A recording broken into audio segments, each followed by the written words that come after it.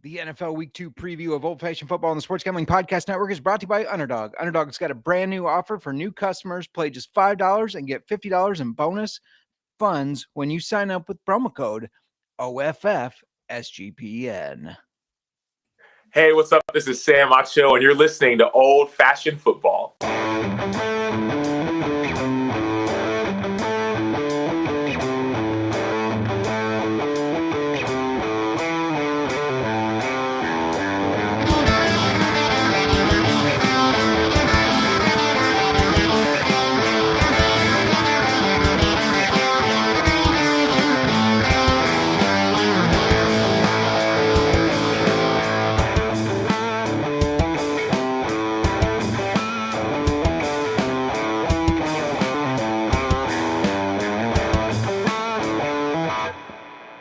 Welcome to Old Fashioned Football. If you're wondering who you listen to, this is JMark. You can find me on the X at JMark Football. And if you're wondering who us is, that's at Old Fashioned FB. Before I keep going to talk about the NFL Week 2 preview, I got to bring in my co-host on the pod and in life. You can find her on the X at the Mark. How you doing today? A little crazy. That's a loaded question. That's a loaded question. It's been a day. It feels like Monday. Yes. Life has been Life has been something. something. Yeah, we obviously missed last week. We won't get into all that, but life has been something. It was our first day back at work, which was a little crazy. Mm-hmm. More so for you. I think I popped into your office at one point and your emails were still loading, but you were at 700 something at that time. And I said 1,200 before it was done. And I said, yeah, it's rough for me too. I think I had about 140 some. So total. But yeah, it's Wednesday, but it definitely feels all the way around like a Monday. It does. And, you know, like I said, we weren't here to give you week 1, but we're here to give you the week 2 preview. And if you've been with us from the beginning, speaking of people from the beginning, shout out to the chat. Turn Miranda's mic up. I know exactly what's wrong with it. I got the fix. You're not plugged in. We are professionals. On top of all of the technology issues we've had, the reboot we just did, we didn't catch that I wasn't plugged in. No, I'm sorry. We even started on mute. Yeah, that's my bad. That's great. Yeah. If you missed it, she had 1,200 emails. By the time her emails all loaded, I had 140. I think that was the moral of the story and life being crazy. But yeah, speaking of just people with us from the beginning, new people, Channing in the chat, he got beat by me in our listener league. Mm-hmm. We'll kind of talk about that. FBI Tugboat, shout out to Jordan there. And thank you for the notification to turn Miranda's mic up. Mom's got her back. Mom's always got her back. Anyways, if you've been with us from the beginning or you're just joining us or just joined last year, you know we focus solely on fantasy football and whiskey. Good news, whiskey's not going anywhere. However, we're doing a little different this year where we're bringing you more than just fantasy football with the football. Absolutely. We're hoping to get you prepped for week 2 with any recent team news. And each week we're going to be doing our own 2-minute drills. This is going to be a challenge. I know us. It's going to be a challenge. But we'll be discussing the upcoming games for the week, players to look out for or to avoid in fantasy, combined with Justin's best bets. Yeah, and we know you might have fantasy football questions, so keep them coming our way. You can put them in the chat here. We'll try to get to them throughout the show. Also, watch our socials. We're going to kind of do updates on injuries, stuff like that to keep you up to it. But like I said, do not worry. And Wesley, that comeback by the Bills was phenomenal.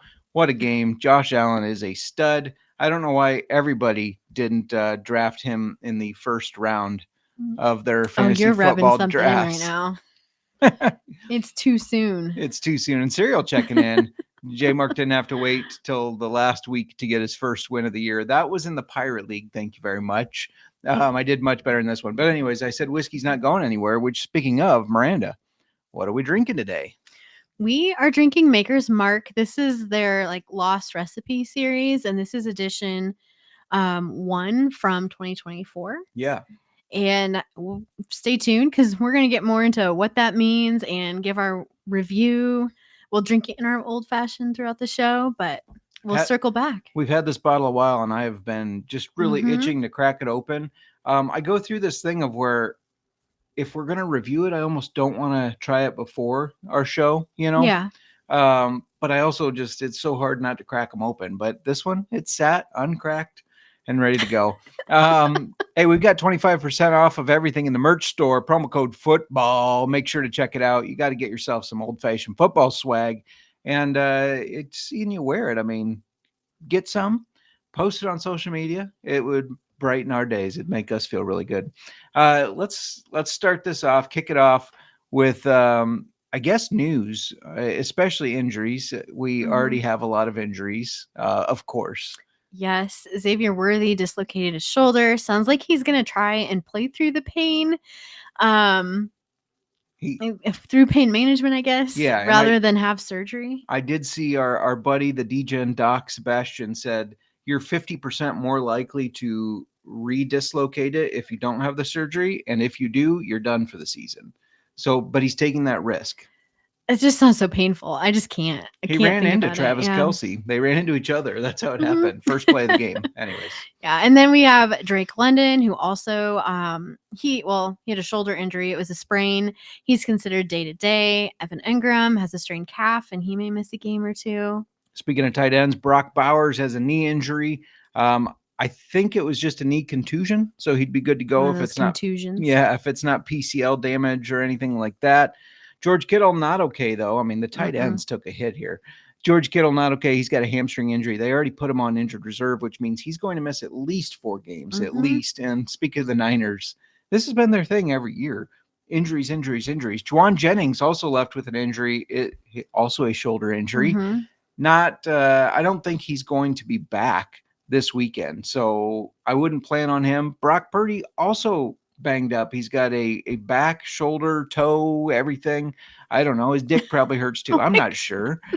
Just everything. I want to circle back to Kittle because I've never, he just never falls to me. And I always, I target other players. I drafted him in a couple leagues this year. I always avoid him because of injury concerns. I know, but I was like, no, he's solid. I'm doing it. He's not going to get injured. And look what happens. Luckily, the league I drafted him in, I have Sam Laporta as a keeper. So I'm okay for now. You're good. Hey, we had a big trade happen. Yes. Let's talk about that because it was interesting. It was. So the Eagles, they traded for Tank Bigsby. Yeah. And this whole situation, it is just interesting because we heard all off season that Bigsby is likely going to be their number 1 running back for the Jags. And I feel like the fantasy community and just in drafts, we just saw him get pumped up. Yeah. People were pumping him up. And now he gets traded to the Eagles. Yeah, everybody was out on Travis Etienne. Even Sleeper, if you went to it and looked at the depth charts, they had Tank Bigsby as RB1.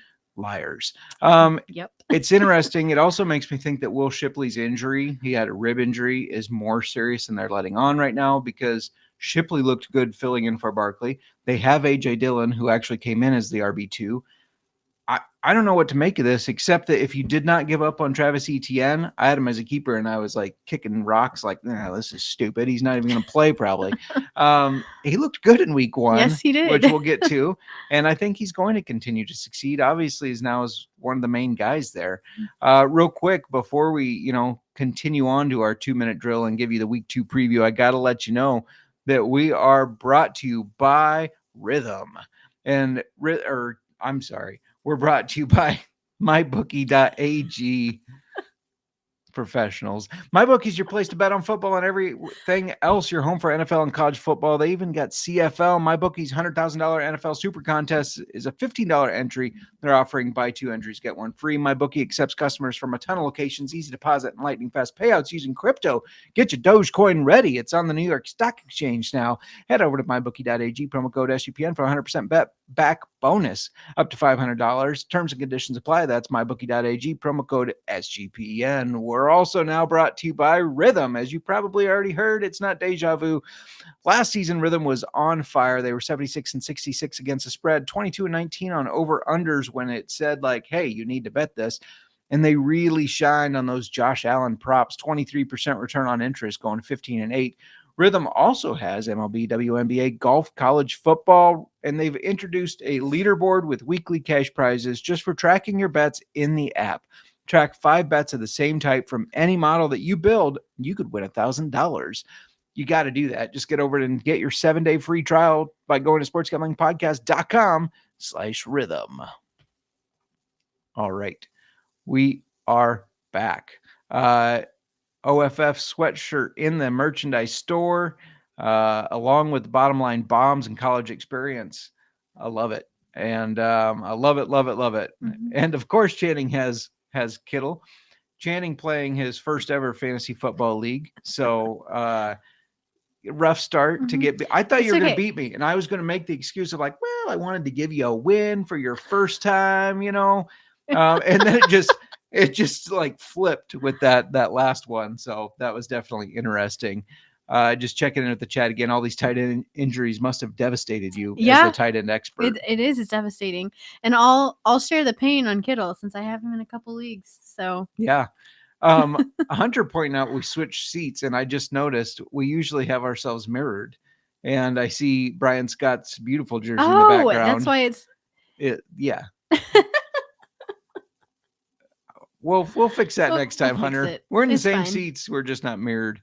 I didn't know we mirrored. We look the same to me. I know. And Jamie saying, why are you guys sitting so far apart? Is JMark in trouble?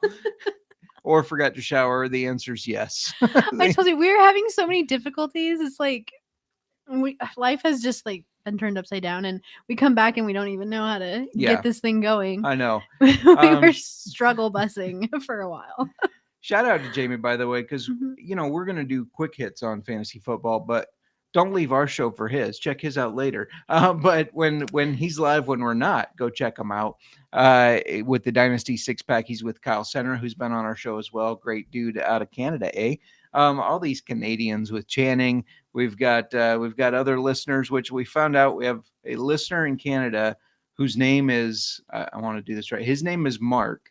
His brother also listens, whose name is Justin. So that's pretty cool.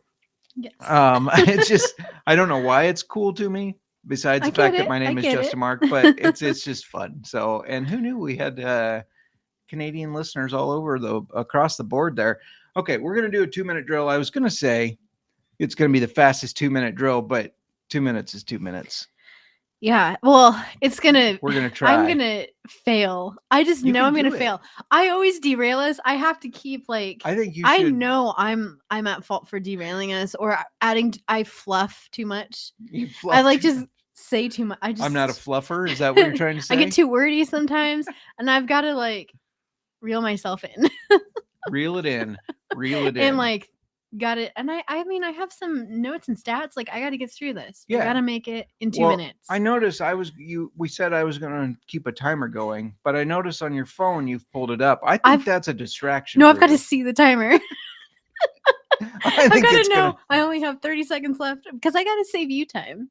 We don't need to talk about this. See, I'm already derailing us. We've got this. Anyways, we're going to talk about each game. We've got 16 games to cover here. And we're spending 2 minutes. 2 minutes a game. Going to give you a little bit of, look at the matchup. Yeah. Recap from last week. Right. I'm going to tell you who I'm starting, who I'm not, depending on the players. And just so you're going to give a bet. The chat chiming in, Jamie saying 2 minutes is JMark's average from what I hear on a good day. On a good day. So shall we jump right into I need to try this old fashioned. All right, yes. You try the old fashioned. I'm going to set us up to start this 2-minute drill. We're going to do our best here.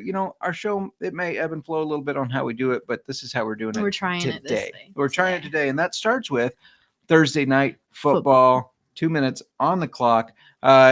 Green Bay looked really good against the Lions. They, of course, on Thursday night take on the Washington Commanders, and they're 3-point favorites. They won against the Lions 27-13. I was a little surprised at how good they looked, even though I did say after that Micah Parsons trade they're going to win it.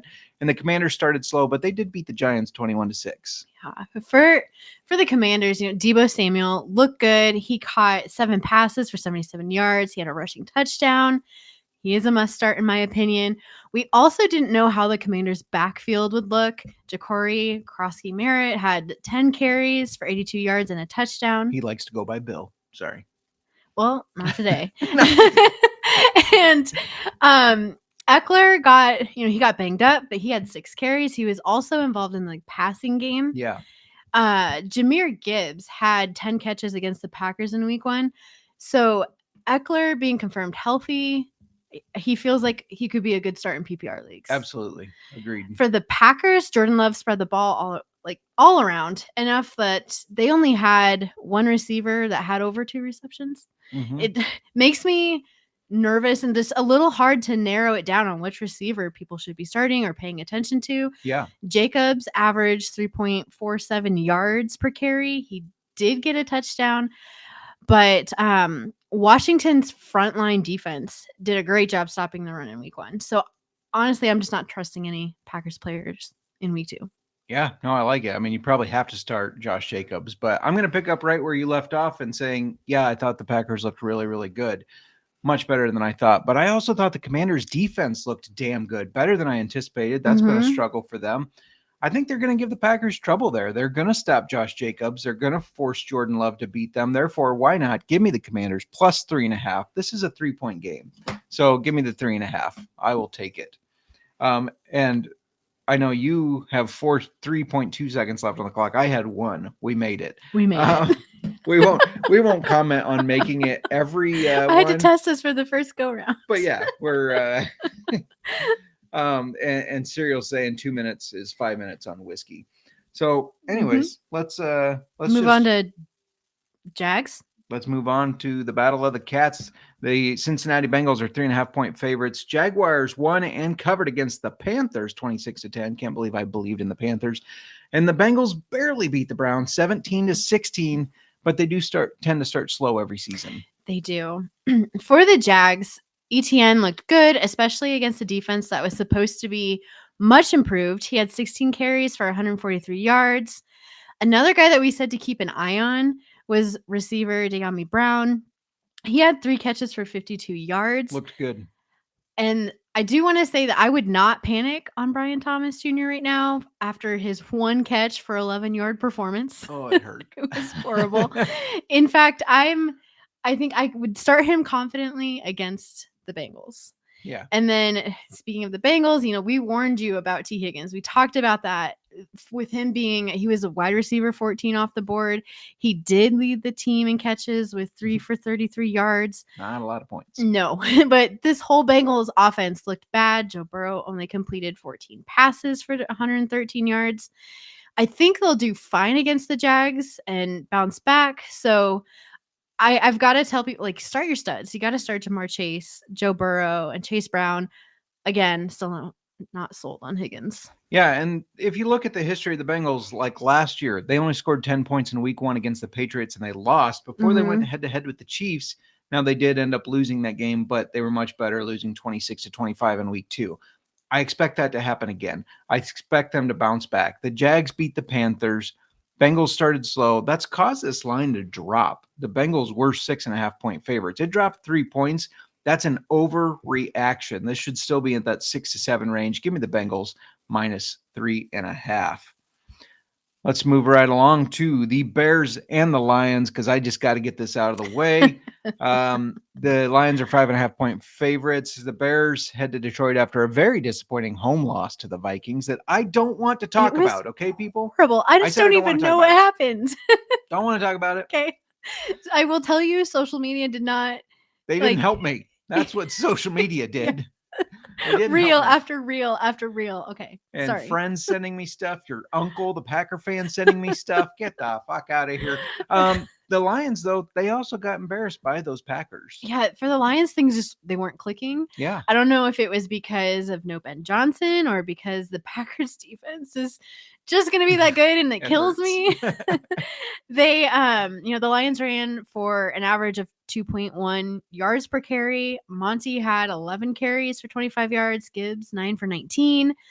I'm not panicking on either of them, though. I think that would be an overreaction. Yeah. They're both startable. For receiving, Laporta had 9 targets. He caught 6 of those for 79 yards.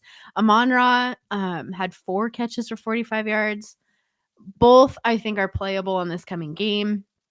For the Bears, Caleb looked good for a while. He threw for 210 yards, ran for 58. DJ Moore led with 68 yards, but Odunze had more catches. Yeah. And a touchdown and more targets. he had more. I just think of when they were both drafted and Caleb went into the room and goes, Romo Dunze. Anyways, sorry, go on. The Bears, we're spreading the ball around with 4 players having 5 or more targets. I'm a little worried about fantasy football production with that. Yeah. Like for being steady for any of them, just because of how much they're moving it around. And there's not one player as of now. Yeah, I agree with that. We failed our 2 minutes there. We didn't score. But anyways, as sick as I am from that Vikings game and how it turned out, the best I can figure now is fuck it, Ben Johnson playing against his old team. I'm not going to say they're going to win, but I'm going to say they're going to keep it close. Bears plus 5.5. It feels like a lock, but I also really like David Montgomery anytime touchdown because it's against his old team, Mm-hmm. Let's move on to the next one. Serial has been in the chat. His Dallas Cowboys are 5.5-point favorites against the Giants, who only managed to score 6 points and had to commit to Russell Wilson as the starter for week 2 because reporters kept asking, hey, who's the starter? They're taking on Dallas, who played a good game against the Eagles. They did. For the Giants, I don't know if I trust Malik Neighbors if he's lined up against Trayvon Diggs, who just shut down A.J. Brown horribly. Yeah, that hurt too. I know. Last week, Neighbors had 12 targets, but only 5 catches for 71 yards. I do like Wan'Dale Robinson as a flex piece, possible flex piece out there. Flex him in there. He was targeted 8 times and caught 6 for 55 yards. The Giants couldn't run the ball, and I'm not trusting a running back until I see them improve that. Mm-hmm. And then for the Cowboys, obviously, you've got CeeDee Lamb. He's a start. But with the Giants just giving up 220 yards on the ground to the Commanders, I'm also feeling like Javonte Williams is a start. Yeah. He had 15 carries for 58 yards and 2 touchdowns. And yes, the rookie Jadon Blue was injured and out. And he could play this week and maybe cut into some of that workload. But I think that Williams showed he can be fantasy football relevant. Yeah, no, I like it. I think the Giants are a mess. I gave them out as the last team to win a game, and then I almost backed off of it because their defense looked so good. Then I was flipping to having them win over 5 games, and maybe they will, but as of right now, with how they looked, with Russell Wilson as a starter, not trusting them. Give me the Cowboys to win by the over the 5.5 points. I think they win this one by 8 to 10 points, to be honest. So there you go, Serial. Don't say I never said anything nice about the Cowboys. For the next game, the Rams are minus 5.5-point favorites against the Titans. I did not mean to say minus 5.5. They're 5.5-point favorites against the Titans. Minus 5.5. Yeah, they hung on to an ugly win, 14-9 over the Texans, but they're another team that Stafford starts slow. The Titans lost to the Broncos 20-12. Their defense, the Titans defense looked really good, but Cam Ward, he looked like a rookie that needs time. Are you okay over there? I don't know. I took a drink of the old fashioned and was still sitting there. Cam Ward. No, Cam, I agree with you. Cam Ward did look like he's gonna need a little bit of time. If you were expecting to start him in any of your leagues, I wouldn't. He definitely needs that time to develop and prove that he can be started first. I think that Calvin Ridley is a good start, though. He had 8 targets. He only caught 4 for 27 yards. I think that Ward is going to get better about hitting him. We also had Alec. Ayo Manor. I thought it was like Io Manor. Ayo Manor. Okay. Yep. Sorry. He did not have a great stat line, but he was targeted 7 times. I think he is somebody I would keep an eye on. Agreed. For the Rams, Kyron Williams. Your guy. He is my guy. He ran for 66 yards and a touchdown. Puka had 10 catches for 130 yards. Devontae Adams, 4 for 51 yards. I think Adams will get better, but these are stat lines that you can expect out of these guys, and they are must-starts every week, in my opinion. I agree with that. This is a tough game to call because the Rams' offense looked a little less than inspiring, but I think it was Stafford shaking off that rust. He doesn't play in the preseason. So I think they're going to do better. I think Cam Ward is a rookie. And I know he's a rookie. And Sean McVay can game plan against him well, I believe. So give me the Rams minus 5.5, though. I more so like Kyron Williams anytime touchdown. I like Puka over receiving yards. And I like that. Also, real quick, Serial saying, I'm almost forgiven for saying that Pittman is better than CD. It was the 1 year in fantasy football. I didn't say he was just better in general. So come on now. Let's move on to the next one. Patriots at the Dolphins, where the Dolphins are 1.5 point favorites. Patriots lost to the Raiders, which shocked me. Sorry, Cody Zeeb. They lost 20-13, and now they're facing off against the Dolphins, who got destroyed by Dan the fucking man Jones, 33-8. I know. It's just okay. I'll get to that in a minute. Yeah. I'm going to start though with Cody's Patriots. This Mike Vrabel led team only ran the ball 14 times if you don't count Drake May's scrambles. 7 went to Ramondre Stevenson, although it was only for 15 yards. Yeah, not a great production day. 5 went to rookie Trayvon Henderson, who I think they have to get more involved. A guy that you should have picked up though on maybe your waivers, or I know I put in for him, was Kayshon Boutte. He had 6 catches for 103 yards on 8 targets. He was tied with the most team targets with Hunter Henry, who caught 4 for 66. You're Hunter Henry. I know. Both should be solid in this offense, I believe. The Dolphins. I have to say, I am panicked if I drafted Tua, because he threw 2 interceptions. I'm panicked if I drafted Tyreek Hill, who only had 4 catches for 40 yards. I am not accepting that trade in our league. From your uncle. Because I sat Zay Flowers. Okay, we just don't need to talk about it. He texted me again this morning and said, well, it's just for one of our bench players. No, it's not.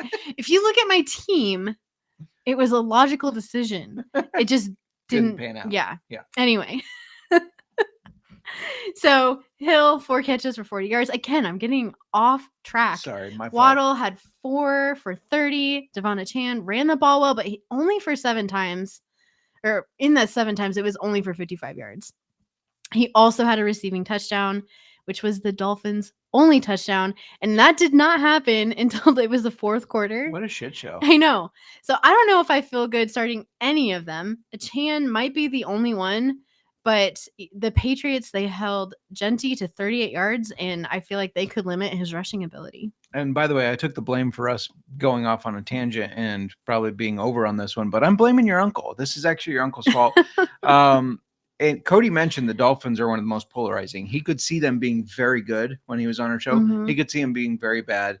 Now, I don't get why they're favored over the Patriots. I get that both teams lost, but I think the Dolphins looked far worse than the Patriots, in my opinion. I'm not buying in. Patriots money line. Let's fucking go. All right. So before we keep going, Miranda, why don't you tell everybody a little bit about Underdog Fantasy? Yes, we are brought to you by Underdog Fantasy.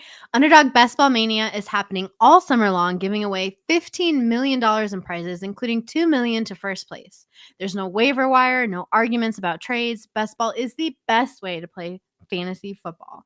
Underdog is also a great place to play Pick'em, where you can win up to 500 times your entry. And keep following our socials as Justin is releasing CFL Underdog plays, and we'll get some NFL action going as well. Underdog's got a brand new offer for new customers. Play just $5 and get $50 in bonus funds when you sign up with promo code OFFSGPN. We're also brought to you by brand new sponsor, Novig.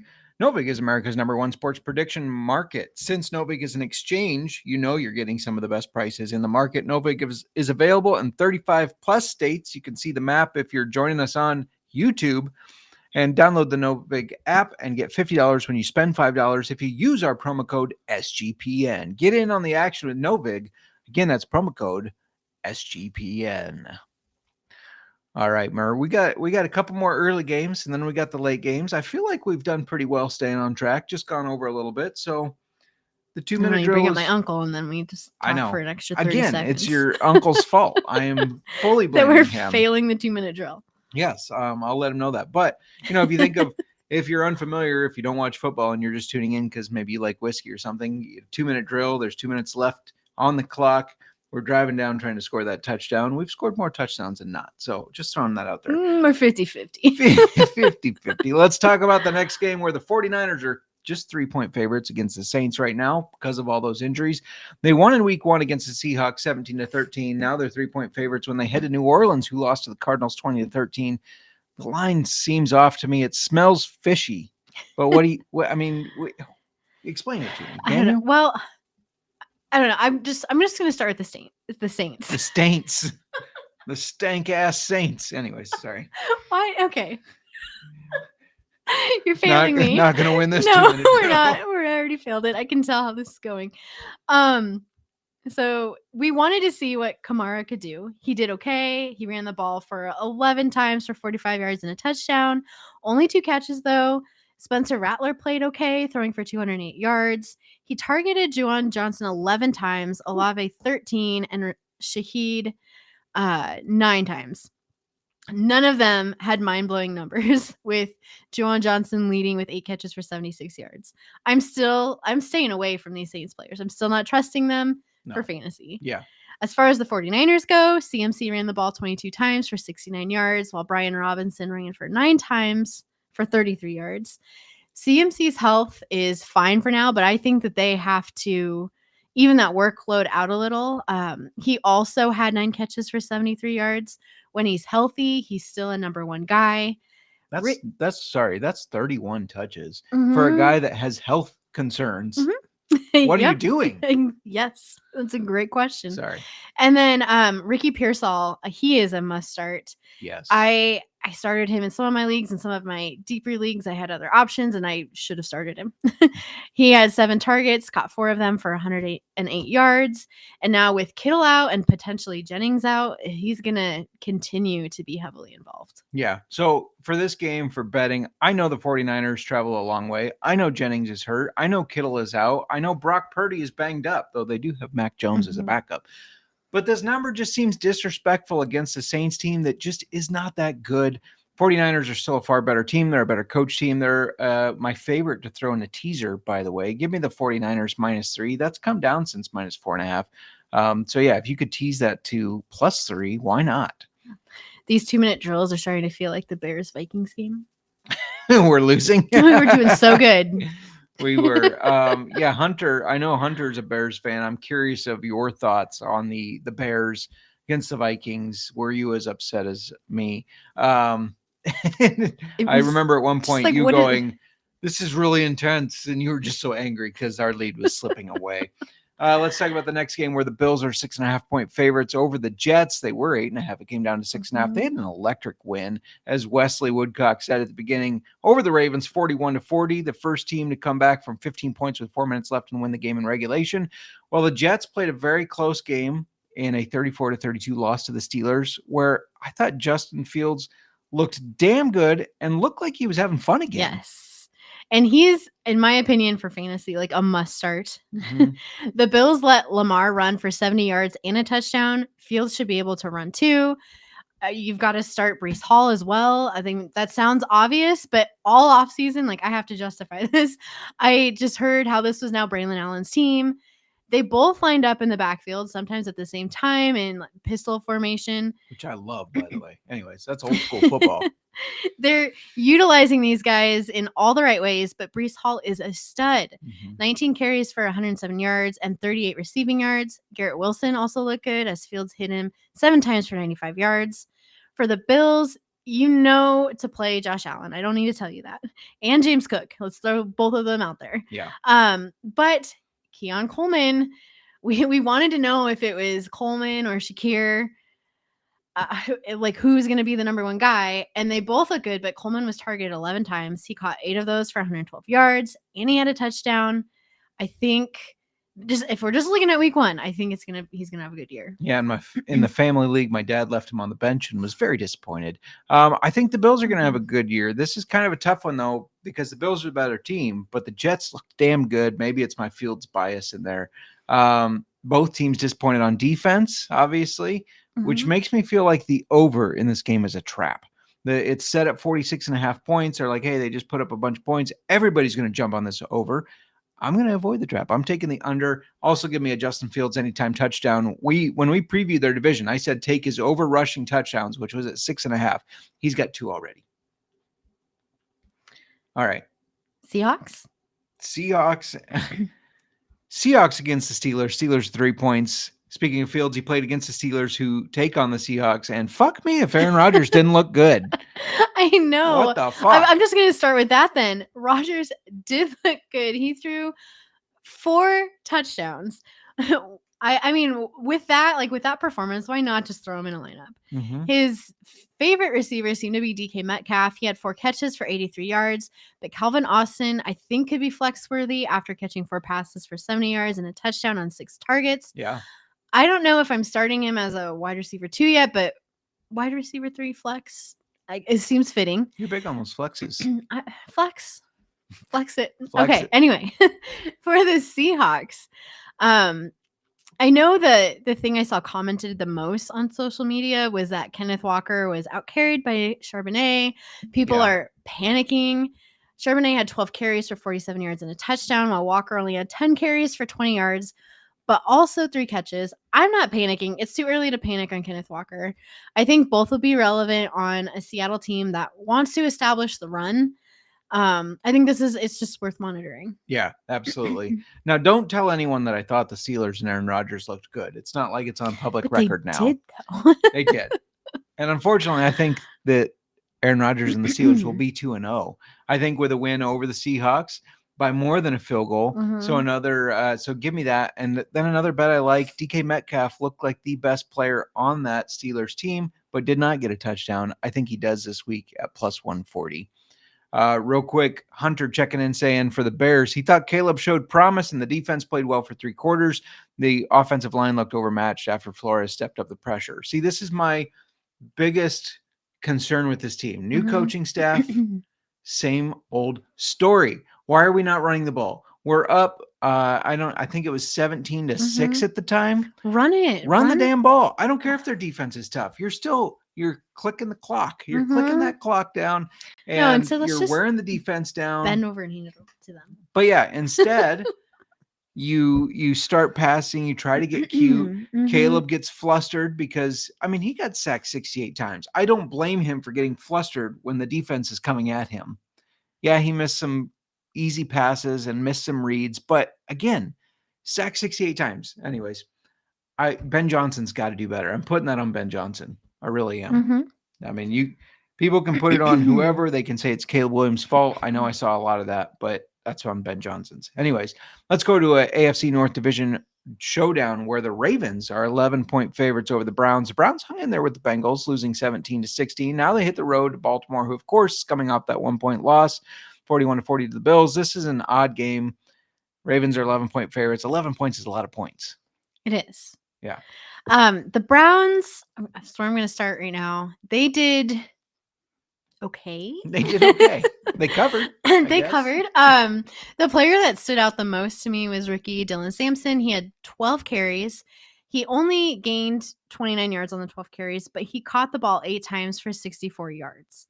Their rookie tight end, Harold Fannin Jr., I think he should also be looked at as a possible stash on your benches I picked him up in multiple leagues, yeah. And well, he caught 7 passes on a team high 9 targets for 63 yards.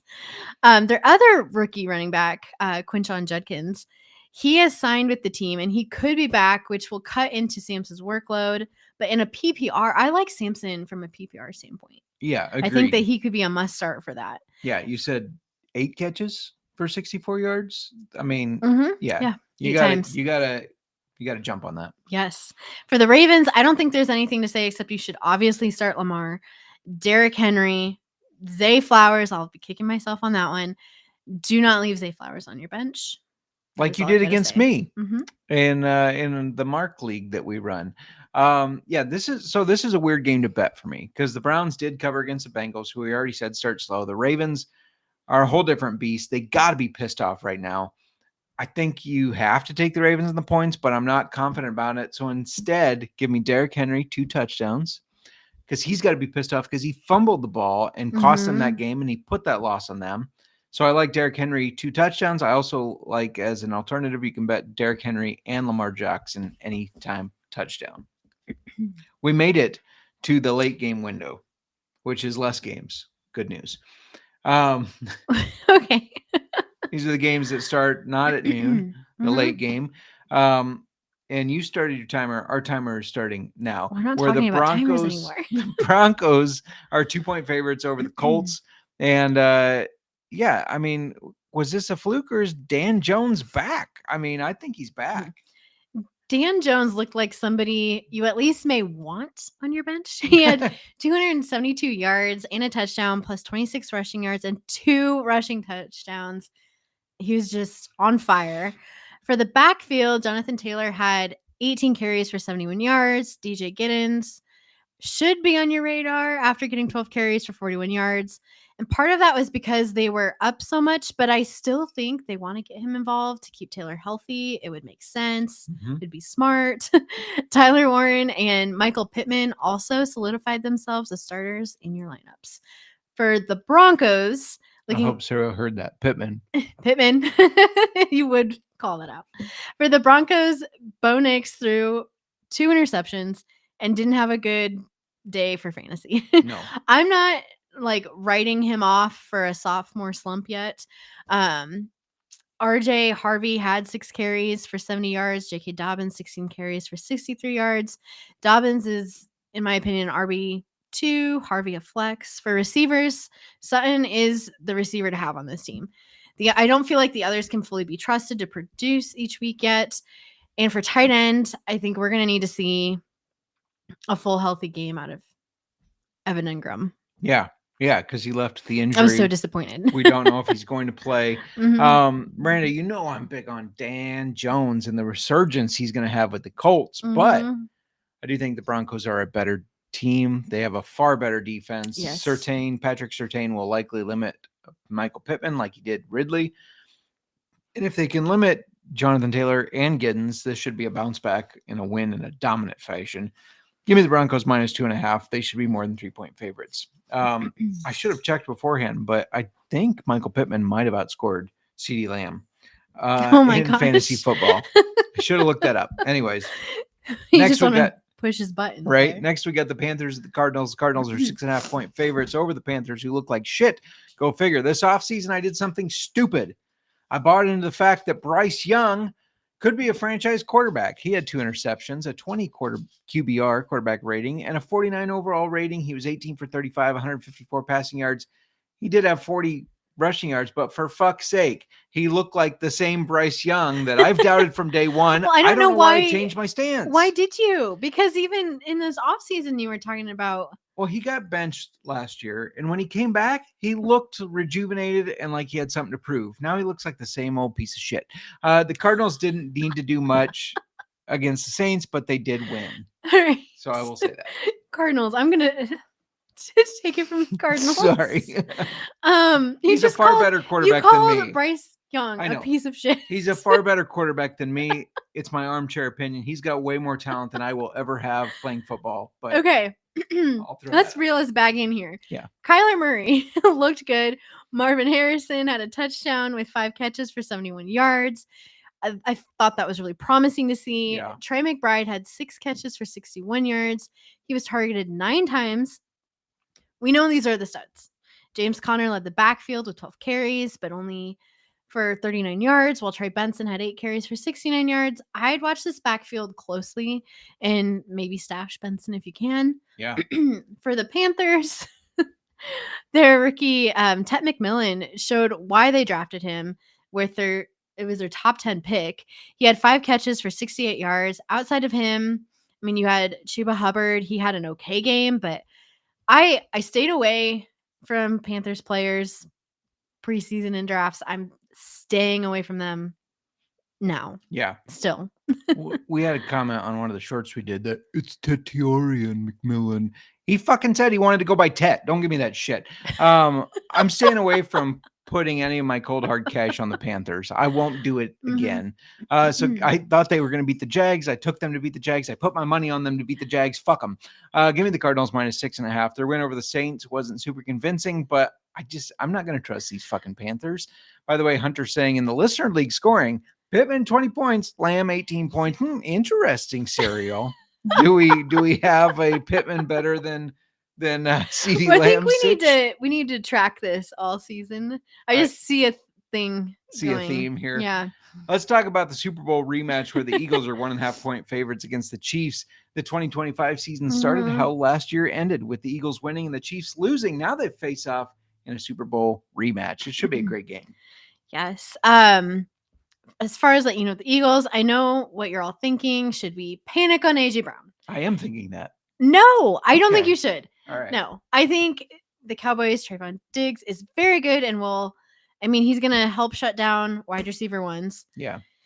Which he did. He did. Hurts ran for 62 yards and 2 touchdowns. Barkley ran for 60 and a touchdown. Devonta Smith might not really be fantasy relevant every game, but they got a lot of weapons. Yeah, they do. This team does. They have a lot of weapons. They also, they've got Jahan Dotson, Dallas Goedert. Both of them got more involved than Smith and Brown, which is sad. Mm-hmm. And then for the Chiefs, I'm panicking on the running backs. Pacheco, I don't know what they're doing, but Pacheco had 5 carries for 25 yards. Hunt only had 5 carries for 16 yards. They weren't far behind the entire game, so I don't think it was a game script issue. Yeah. I think they just weren't committed to the run. And if that continues, it's going to be bad. Travis Kelce's fantasy football day was salvaged due to the touchdown he had. Otherwise, it was just 2 catches for 47 yards. If Xavier Worthy is still injured, I think you've got to look to Hollywood Brown. He did have 16 targets, catching 10 of them for 99 yards. 16 targets is insane. For betting, my best bet for this game, I want to say the Eagles are the better team. I truly think they are. But do you really think the Chiefs with Patrick Mahomes and Andy Reid are going to start 0-2? It doesn't sound right. It doesn't sound right. I don't think they will. I think you got to take the Chiefs. Take them plus 1.5. Take them on the money line. But I think I don't know, though. I don't know. You think they're going to, because they lost to them in the Super Bowl, they're going to come back and... tune into the Pat Callahan show. I'm going to be on that every Wednesday at 5:46 Central, 6:46 Eastern, this week in pro football with Pat Callahan on Jacob Sports. We were talking about this, and I said, this feels like the Chiefs have their back against the wall already. This already feels like a must-win game. They have a really tough schedule. They're already behind the Chargers, who beat them. So they're already a game and a half behind, technically, because now the Chargers own a tiebreaker. They've got to win, in my opinion. So I think this... I don't disagree with you that they have to win. I know it's only week 2, but it's a must-win. You just wonder if it's already they can. A dire situation for the Chiefs. You just wonder if they can win. I don't know. I also think back to the Super Bowl, and it was like, what? Yeah, I know. I think they will look to get some revenge there. We'll see. Next up for Sunday night football, we got the Falcons at the Vikings. The Vikings are 3.5 point favorites. We know that the Falcons lost in the last few minutes of the game against the Bucs last week, while the Vikings won in a comeback win that I don't want to talk about. It's Michael Penix versus JJ McCarthy, who faced off against each other last time in college in a bowl game, Washington versus Michigan. Sorry. Which Michigan won. Well, you're sorry. Yeah. Well, I'm sorry. So let's start with the Falcons. Penix turned into a top 10 fantasy football performance, or he turned in one. Bijan Robinson, he had a bad day running the ball, only 10 carries for 25 yards, but he had a great day pass catching, where he caught 6 for 100 yards and a touchdown. He led the Falcons in receiving yards.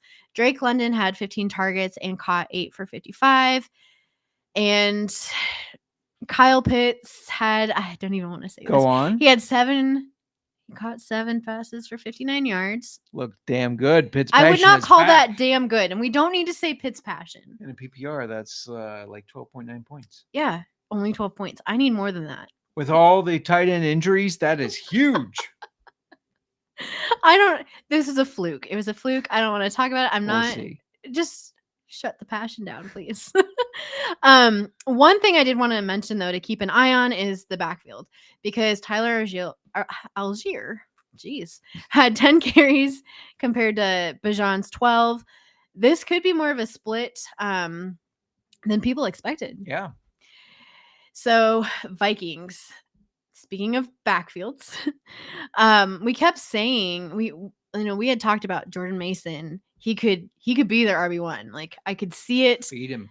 And he was, as far as the carries go, because he had 15 carries for 68 yards, while Jones only had 8 carries for 23 yards. And he looks so much more explosive. Yeah. I will say, though, that Jones, he was still relevant in the passing game. He caught 3 passes for 44 yards and a touchdown. Justin Jefferson also had 44 yards on 4 catches and a touchdown. I think we need to see J.J. McCarthy in another game before I would be confident starting T.J. Hawkinson. I agree. But Jefferson you should never question that. He's an absolute starter.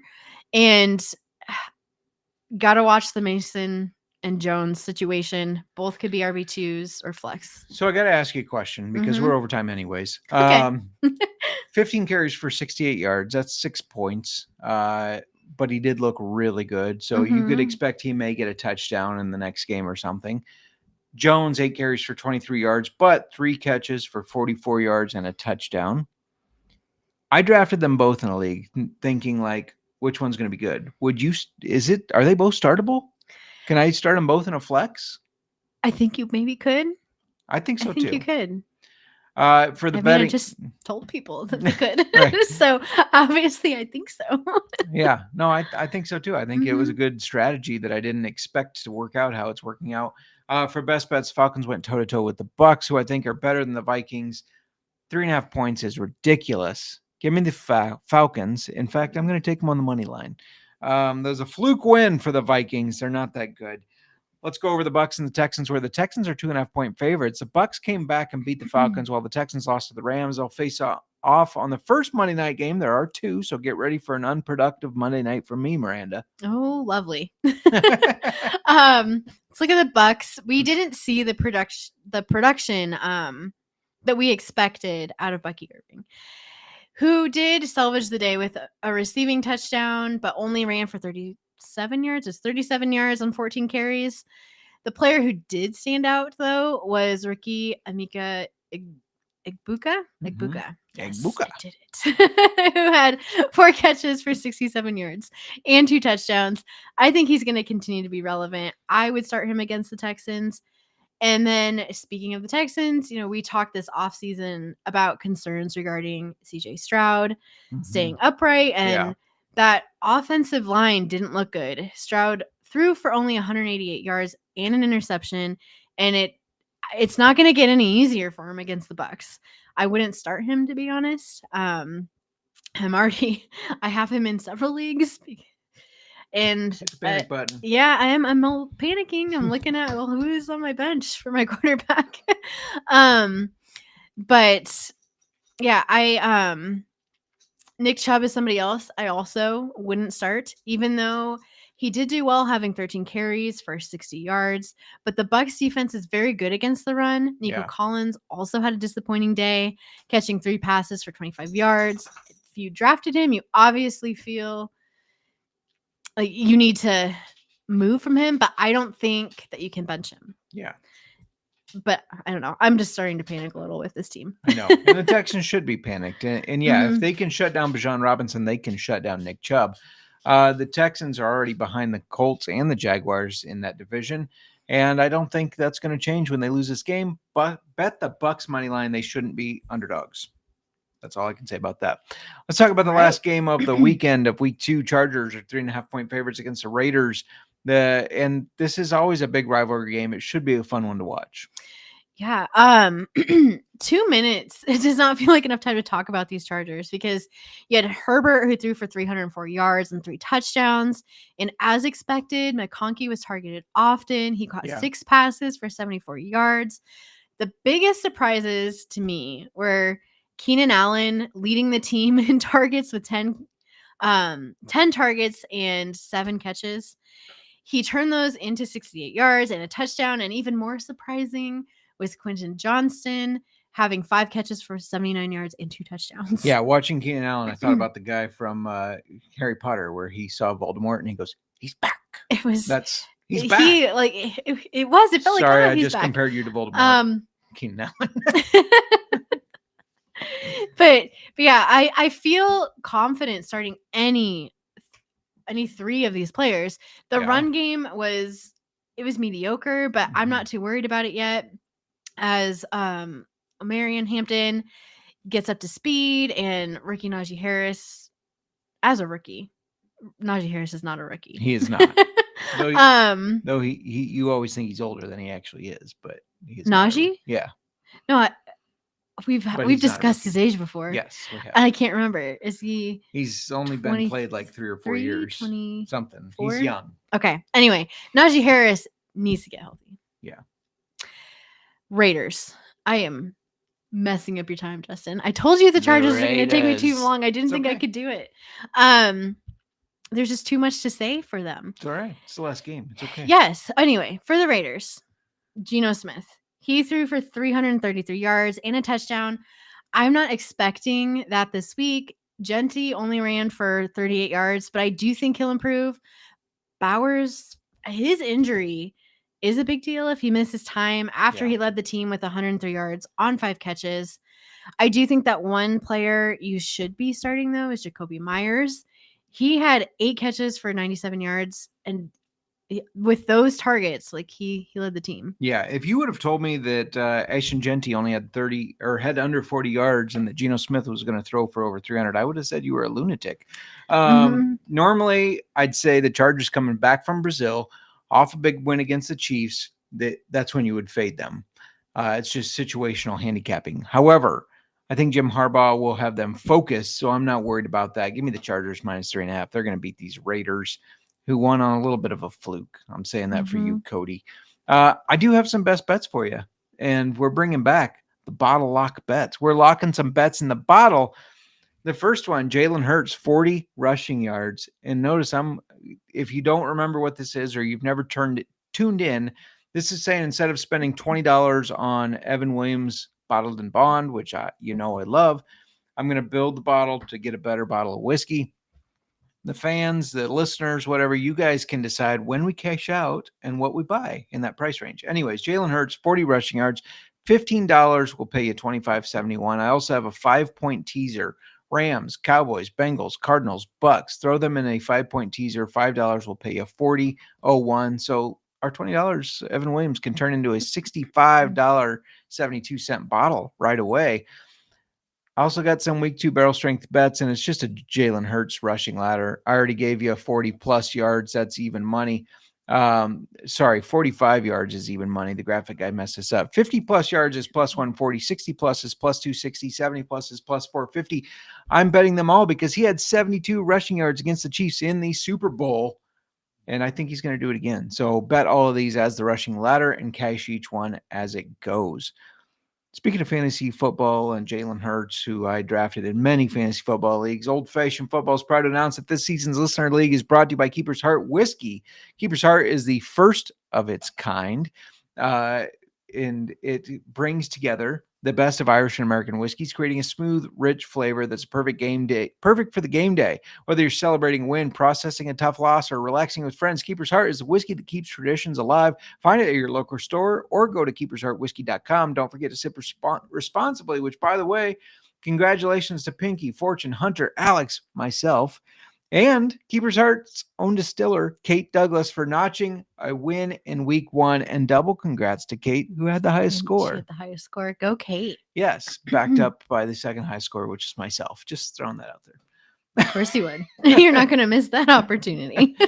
If you have any football questions, let us know. But otherwise, we're going to dive right into this whiskey. Yeah. And today, as I said earlier, we're drinking Maker's Mark, and it's their Lost Recipe series. We're not going to dive too much into the history of Maker's Mark because not only have we talked about it before, but it's also just one of the most well-known distilleries in the country that's out of Kentucky.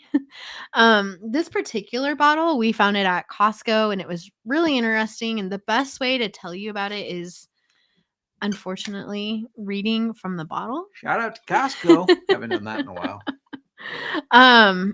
So Maker's Mark created a proprietary wood finishing process to explore unique expressions of their signature bourbon, originally created back in 1953. And for years, the private selection program has allowed close friends and family to create their own version of Maker's Mark by developing a custom barrel recipe with 10 hand-selected wood staves. And after retiring the first stave, then they were curious to see if there were any hidden gems that were never found among the 1001 possible recipe combinations. Which is fascinating to me. Mhm. I mean, I don't know. It's just No, it is. So their Lost Recipe series shares the unique recipes that have never been tasted before and that will never be made again, each crafted with a retired stave from the private selection archives. And this particular one, it's edition 1 from 2024, used the archive stave called Mocha. And the stave profile per makers is one baked American pure it's one baked American pure, 2 staves. Is it pure 2? I got a little confused when I was getting the stave information. And then 3 seared French. I'm not even gonna. Yeah, so it says one baked American pure 2. Pure 2, yes. And then hang on. I'm just give me the bottle. I tried to write this down, but clearly I'm failing. 3 seared French cuvee. They had, let's see, 6 roasted French mocha. Those are the stave profiles. Yeah. So it's really, really interesting. And I kind of looked up staving on my own. We didn't talk about this, but like they will take it can either be brand new wood staves that have been toasted or like given whatever unique profile they want them to have, or they can be used staves from other barrels, and they put it in the whiskey to give the flavor and profile like exactly what they're looking for. Okay.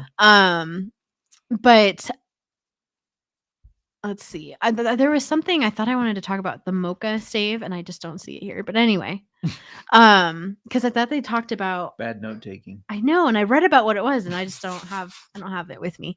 But anyway, this particular bottle is 111.9 proof. So it's a high proof, obviously. Let's just go ahead and jump into our scoring. Yes, in the old fashioned. What did you think of it? Well, we're gonna go to the bottle. What do you first. think of the bottle? I mean, it's a Maker's Mark bottle, right? Which is kind of cool with the wax seal, but is it overseen, or do you still find it cool? I don't think it's like over. I don't know what you mean by overseen, but it's very distinguished by that. True. Yeah. I love how they pour all that wax over it. I just like the Maker's Mark bottle. They dip it in wax, actually. Well, it looks like it's poured, but I understand. They dip it in wax. Whatever, Justin. Technicalities.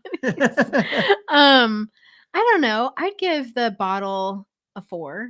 A 4. It's not a normal bottle. Yeah, I'm going 3.5. I almost said 3.5. Did you? By the way, Hunter pointing out that he stayed undefeated against the Mark family. I believe that's who you lost to. It is. Because I didn't lose, so it must have been. It was me. I will raise my hand. I thought it was really good in the cocktail, to answer your question. No, it was. I would give it a 4 in a cocktail. Yeah, I agree with that. This was very good and unique. It's like, because we make our old fashions not fancy or anything, like just a basic recipe that we follow. Yeah. Like our own basic recipe, I guess. And it makes it complex. It does. Shout out to Nick Fortune joining the chat. Hello. Good evening. Fun fact of the week. I beat Cody Zeeb in fantasy football by half of a point. That a boy. You also won in the listener league. We mentioned that earlier. So congratulations on that. Should we move on to nose? Yeah, let's do that. This, I know I opened the bottle and I went, whew, you got to smell this. It's very complex on the nose. And we were on vacation. I'm not a big chocolate guy. Ate a little chocolate on our couple days away. I smell dark chocolate. I don't know why, but that's what I smell. I do. And like caramel. Yeah. Dark chocolate, caramel, little bit of the oak smell. There's definitely an oaky smell in there. This smells amazing. It smells really good. I have not tasted it on its own yet. I'm excited to do so. But the smell is amazing. It's complex. And yeah, I get the dark chocolate, the caramel that you said, the oak. Mm-hmm. That is a very good smell in bourbon. Yeah. For score, what would you score it? This is where I'm torn because is it the best thing I've ever smelled? No. But is it very good? Yes. I've locked my score in, but I don't want to say it. And I'm giving it a 3.5. Whew, she's a hard grader. I I'm give not her a hard 4.2. 4.2. Yeah. I don't want to say it's a. That's okay. That's okay. I like the dark chocolate better. Than There are other whiskeys, bourbons that I've smelled that I've liked so much better. This has a little bit of. It's the proof. It like you smell it too long. You have your nose in there too long, and it burns your nostrils. Really, I didn't get that. Because I have more mustache than you. It's filtering out the burn. Yeah. It's the mustache. You have more mustache than me. Yeah. You have. Thankfully. Yes, you definitely do. Thankfully, I do. Which, speaking of mustache, you probably have a lot more nose hairs than I do too. Oh, I'm sure I do. And it's just like burning my nose. Speaking of mustache, real quick, if you joined us for the NFC North show and we talked about RD shaving his face for charity, thank you if you donated to that. But he left the stash, so he has just the stash, and he looks really weird. I've only known him with a beard, so he looks really weird. But anyways, okay. So that's why mine is just like a 3.5 because it does. I can smell like the complexity of it. It's intriguing, but I think it's that high proof that I can't smell it too long. That's fair. Why don't you go ahead and taste it because I already took a taste. I will say that this does not drink like 111 proof whiskey. I did not get a ton of burn from it. She's taking another drink. What are you picking up? I still get a dark chocolate taste with it too. There is a chocolate like taste. The finish is dark chocolate. Yeah, like cocoa. Like I don't want to say like a dark chocolate. Like we're talking like 85% or more. 85% cocoa, dark, like serious dark chocolate. Yeah. But it's good. Like almost a bitter dark. Yeah, but in a good way. I need one more sip. We're both sipping. That's the main profile thing I'm picking up from it. But you also get your traditional bourbon sweetness with it, your traditional bourbon oakiness. It's not super sweet to me. No. It's a little, I guess, at the very end, when you're done. Yeah. And then you do have a little sweet. So aftertaste, like an after. Behind baseball, I don't eat chocolate very often. But when I do, it's dark chocolate, and I just let it melt in my mouth. And that's how my mouth feels right now. It feels like I've let that dark chocolate melt there with a little bit of sweetness. There's a lot of oak. There is a lot of oak. Well, they've been throwing all those staves in there, so it would be weird if we didn't taste that. Yeah, agreed. Because how many staves went in it? 6? More than 6. 6? There were 6 just roasted French just mocha. 6 just roast. There are 10 total. 10. Yeah. Okay. And now, did you read? Do they put those in a barrel, or do they use those to make a barrel? They would put those in a barrel. If you're staving, you put them. Well, a stave is the part of the barrel.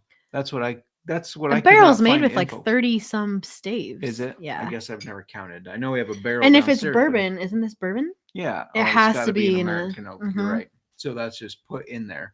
Yeah. So yeah, they threw 10 staves in there plus the oak that it's aging in. So you would expect it to be oaky. I was thinking about, and the OCD me was thinking about, because the staving process, they can put used staves, and when barrels like sit and they're just sitting in a warehouse, like you just put a dirty stave in my whiskey. That's what I was thinking of. Like if they weren't using they've rinsed it. Yeah, spray it down.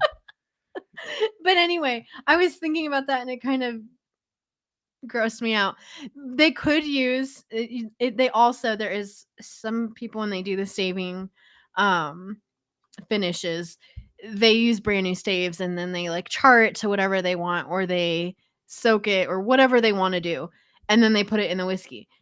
But it's also common for them to use staves from used barrels, like a once used barrel. Yeah.